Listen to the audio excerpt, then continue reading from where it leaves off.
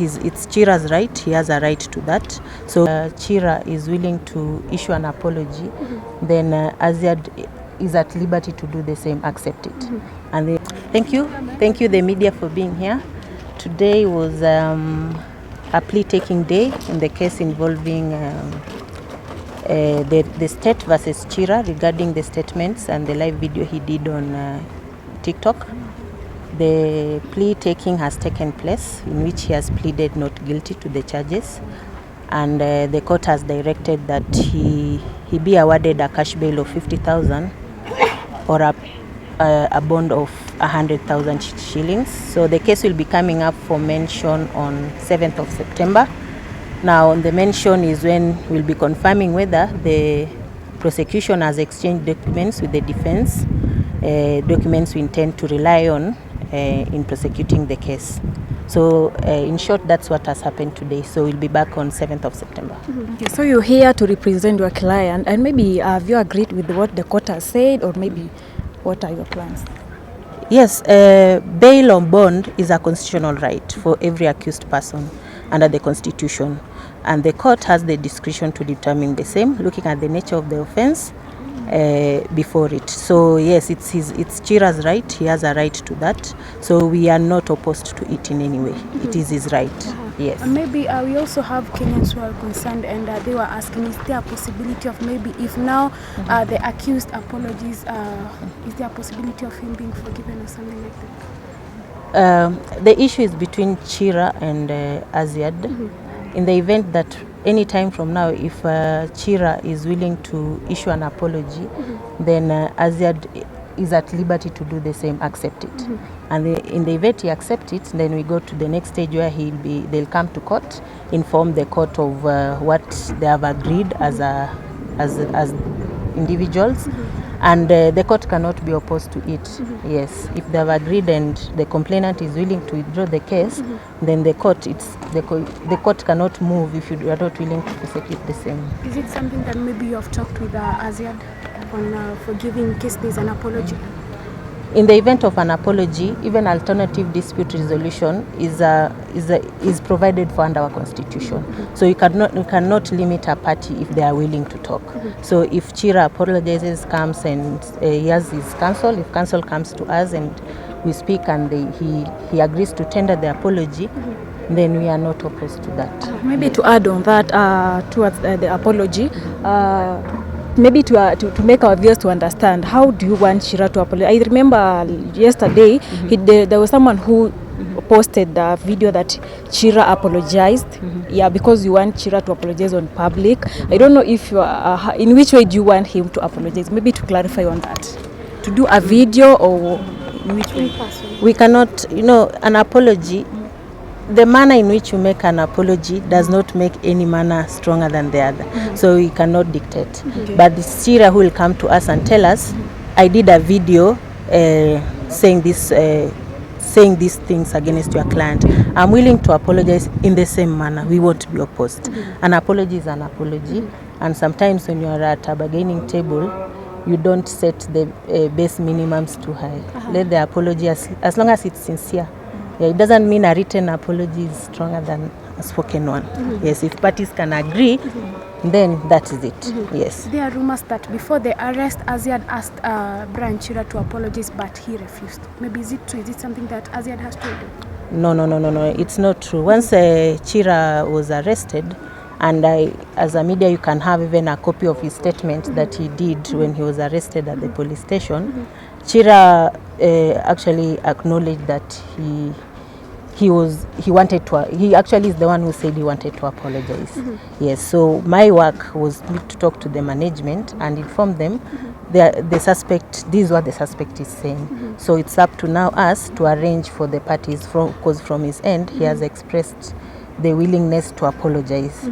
So we cannot bar that. If parties want to apologize, if they want to talk and have the matter settled, we encourage that. Yes. Going through the comment section, we can see so many people are really supporting Azziad, because what Chira did, it was absolutely wrong. And others are saying it's like Chira hayuko sawa. He's not mentally okay, maybe he's facing depression, he has stress and everything. So maybe what do you think about it? Is it true? Maybe have you talked to some close people who are close to Chira, and also according to you, maybe umemwangalia, do you think it's true he's depressed, hayuko sawa? Okay, for me as individual, I'm not a doctor one. I cannot look at somebody and say whether they are depressed or not. But our law is very generous. In the event that he's going through a mental or a health issue, the law is very generous. We have the provisions under the law that should be followed. If it's an alleged that he's not okay, the magistrate takes that as a judicial notice. There is a procedure. He can go through some tests. So individually, if I stand here and say he's depressed or not, I cannot. And even any other person outside there cannot. Since a matter being handled by the law has measures that provides for that, and I'm sure the court will be very willing and very ready to undertake him through the relevant tests to prove. And maybe just to ask, I've been able to see they are saying that why couldn't you be able to take Chira earlier, and yet he was arrested on Thursday. So a normal person will be taken the next day, Kabasi weekend. So why didn't that happen? Okay, Chira was arrested in school. The police, the investigating officer left here for Kabarak. They were there by 8, and they actually even recorded statement. If you go to Kabarak, you'll get them. It's a public document, you can access them. So on reaching the school, the administration, they were speaking to the chief security officer. The administration actually told them, we have actually suspended Chira from the school. So as it stands at that point, they were not aware of his whereabouts or where he is, because he was no longer a student. So on that, we now told the court, at the point of committing this, whatever is going on, those are internal issues. This is still your student. We cannot arrest him without the school knowing. So as a police, they have the procedure as an institution to inform the institution. So the school went ahead to look for Chira. I think through their own mechanisms, Chira was brought to the school. So they had to do some clearance in the school. Once clearance was done, which involved even the investigating officer doing statements, writing down statements to say that they have taken Chira, he has committed this offense, and he'll be in their custody as state, as in the custody of the state. Now they did that statement. After that, you can't now just move him from where he is all the way to Nairobi. They went to Menengai police station where he was booked. And then after booking, the clearance actually ended around 5. After booking, he was transported to Nairobi. By the time he was reaching Nairobi, it was around, I think, 8:30. And then now they start the normal booking procedure, which as per the investigating officer, they finished, I think, when the next available court date was today. Yes, that's why they have presented him in the next earliest next court date, which is today. And maybe during this period of time, has your client lost any of deal or maybe money because of these defamation issues? On that, I'm not under management. I'm just handling the legal issues. So that is something that the management can issue a statement to that. Question to Akili, maybe what are some of the prayers you'll be having once the matter proceeds? Are you looking at any monetary compensation, because this is a defamation case? What is before court today is a strictly criminal case, and in a criminal court, it does not award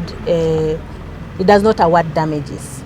So this is a criminal court, and what the court can do, a criminal court can do, is whether declare you guilty or not guilty, and follow the procedure. If you are guilty, then what the law says after that, payment of fine or imprisonment.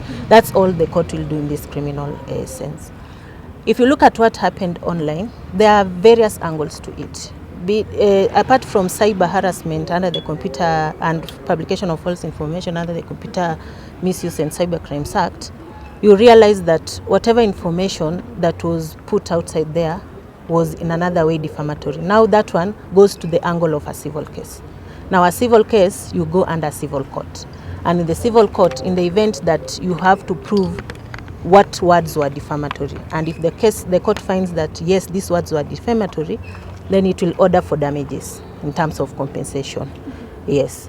And then also what happened also under the video that Chira did, he went ahead to give her out her personal number. There are also issues to do with data protection. Yes. So there are a lot of angles to it. All those angles cannot be handled in one case. Every case has its jurisdiction under a different court and a different forum. Yes. So are you looking at filing civil proceedings in a separate case? I work as per the client's instruction. If Chira apologizes and the client feels it's sufficient, why would I act without her instructions? So I'll just wait for her personal instructions. And once maybe we have a way forward, then I can confidently answer that. Yes. Yeah. Thank you. Okay.